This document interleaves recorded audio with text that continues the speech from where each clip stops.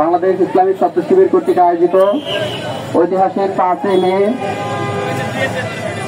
শাপলা চত্বরের গণহত্যার বিচারের দাবিতে আজকের এই মানব প্রাচীর অনুষ্ঠানে উপস্থিত কেন্দ্রীয় দায়িত্বশীল বৃন্দ, সাংবাদিক বৃন্দ, একান্ত প্রিয় উপস্থিতি, 5 মে এই ঠান্ডা মাথায় হত্যা করা পরবর্তী সময়ে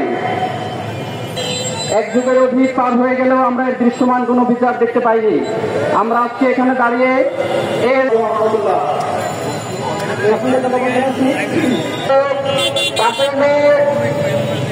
হেফাজতে ইসলামের প্রতি বাংলার দেশে এই অন্যায়কে বিচারের আওতায় আনতে হবে।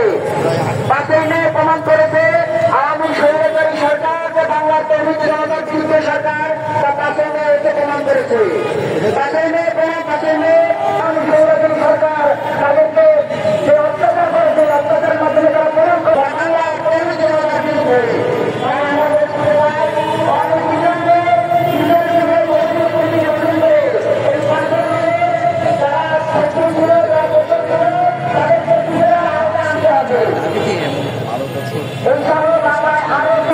আপনারা বসেছেন।